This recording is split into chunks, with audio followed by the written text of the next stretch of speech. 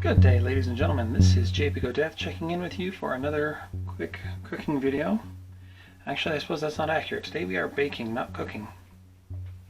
In fact, as the title certainly suggests by now, we are going to be making Snickerdoodles. Anybody not familiar with them, they are kind of a cinnamon sugar cookie. Generally, I would put them in the category of one of my favorite cookies. And yeah, what the hell, let's give it a try. I haven't made this one recently. It's been a number of years since I've actually put this together, but I'm going to be using my new stand mixer, so pretty excited about that. Ingredients in front of us, what we have 2 sticks of unsalted butter. We've got it softened already. We have 1 1/4 cups plus 2 tablespoons of sugar. We have 2 eggs, 2 3/4 cups of flour. We have down here 1 1/4 teaspoons of the cream of tartar. We have a 1/4 teaspoon of our baking soda, a 1/4 teaspoon of salt, and a full teaspoon of cinnamon. We will also need for later on down the road an additional 1/2 cup of sugar and 3 tablespoons of cinnamon for our coating later on. So as far as ingredients are concerned, you'll need to get those together as well. I'm going to get my butter and my sugar over here into the stand mixer and get those creams together, and I will be back with you guys in just 1 minute.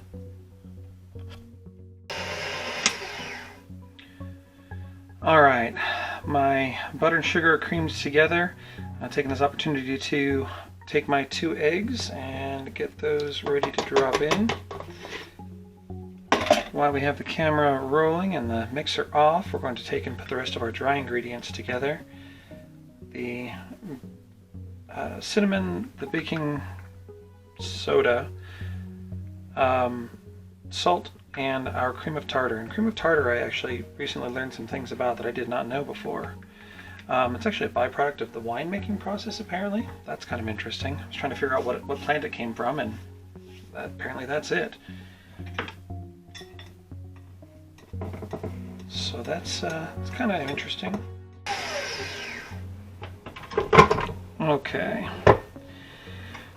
So let's get this whisk out of here for a minute. Our new bowl came with a pretty interesting feature, although the truth is I don't think I'm going to have a lot of use for it in a lot of other places.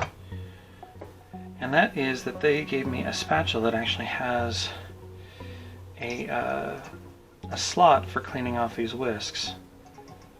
So it's a rubber spatula that's designed for cleaning off a whisk. I like it. And like I said, it doesn't have a whole lot of other purpose in the world. I'm not going to be using it for a lot of other things, but you know, when people get to lick the batter off of the beaters, this thing is beating them to the punch, as it were.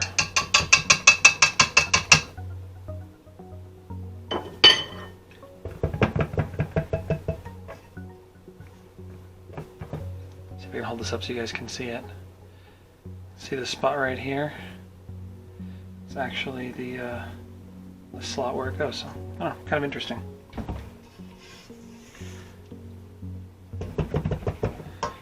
So while we're apart and while we're switching all this stuff over, it might be a good opportunity to also talk about the Gamers and Geeks playlist that we've got cooked up.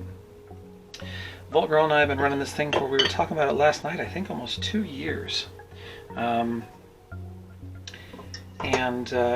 Overall it's been a heck of a journey. A lot of good food on this playlist. We are quick approaching 300 recipes. So there's nothing wrong with that. And we're still encouraging everybody who wants to get involved to please get involved. All we ask is that when you put a video together and put it up onto your YouTube page, you let us know where to find it. Vault Girl or myself, we will get it onto the list.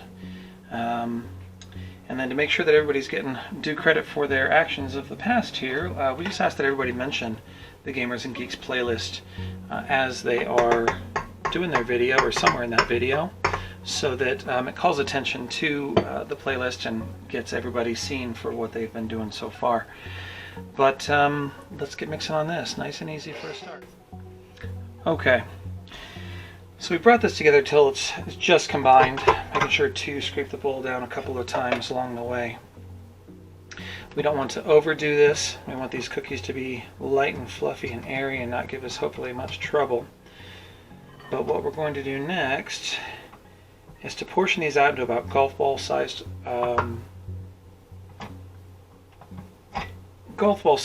balls onto a sheet with some parchment.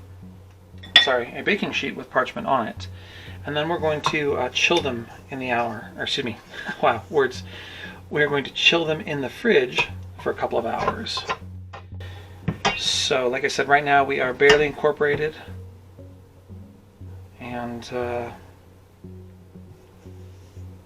going to get these things portioned out, and I will see you guys probably back in a minute here, so you don't have to watch me do that. Alright, then there we have it.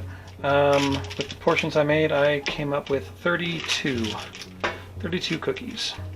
I'm going to put these into my fridge, and I will see you guys in about 2 hours. Okay, it has been 2 hours. One of the things I did not talk about before I put them in was to make sure you cover these guys up, make sure they don't dry out.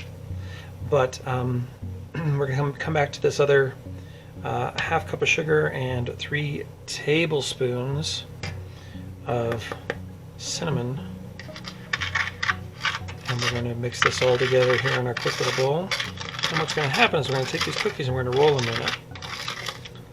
I'm going to start with just a couple of them and do just a real quick. I'm going to take my kind of oddball 2. Well, I said I had 32. I'll take my oddball 2. I'm going to get them rolled in here, and I'm going to just I'm going to test real quick, make sure that I'm liking the way this is going to go. Not a bad way to go before you commit yourself to a recipe you haven't either A, haven't done before, or B, haven't done in a while, which is me in this situation. So I'm going to take 2 of these, drop them into my bowl here. Then I'm going to make sure they get dusted with cinnamon and sugar. And they're going to go onto this other sheet here. I'm going to get those into the oven and see how they come out. And then, assuming I like how this goes, we'll get the rest of them all done up. Well, if we're being honest, that didn't go quite as I had anticipated. I don't know if they were too cold or if it's because I goofed up in the middle there. I gotta admit, I told you that you're supposed to cover these things up. I only remembered about halfway, I don't know, about an hour in, that they should have been covered. So I don't know if I got mine too dried out or what we're up against here. I let these sit on the counter now for about 15 minutes, so maybe they're going to be a little bit more receptive to baking, I suppose. So one of the reasons that we do add, or that we do put them into the chill, is to make sure that the butter inside of them is good and solid. If you took this cookie straight from where we had made it and put it directly onto the cookie sheet and put it into the oven, it would have fallen to bits, just gone completely flat because the butters were so warm. So I'm going to roll these. We're going to give them a go. I've turned my heat up just a little bit because I had to leave mine in for a couple minutes longer even than I'd thought. So I've turned my heat up to 365. One of these days I'm going to get a oven thermometer so I can actually know what my actual oven temp is, because I don't know, maybe that's my problem, is that it's cooking a little bit lower than it should be. So I let them warm up. I'm gonna get a little more heat on them. We're gonna get these guys in the oven, and I'll see you guys in about 20 minutes after I'm done with my process here, and we've gone to the oven for 9 to 11 minutes, maybe. So I happened to lose my audio for this segment, but this is the cookies coming out of the oven. They did spread just a little bit more than I was anticipating, but just the same, I'm glad they did. This is more the result I was looking for.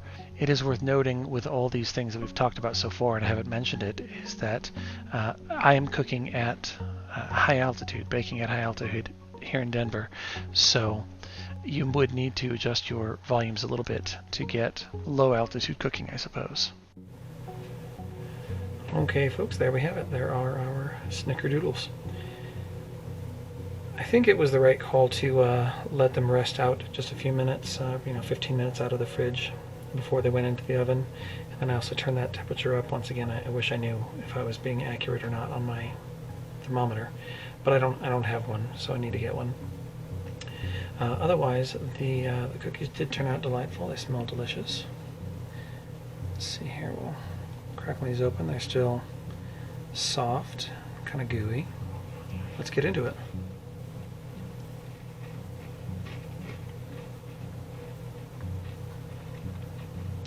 Hey, what do you know? I didn't screw up.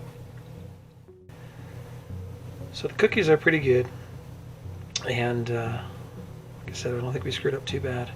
They're still gooey. They're delicious, and I'm going to try not to eat them all.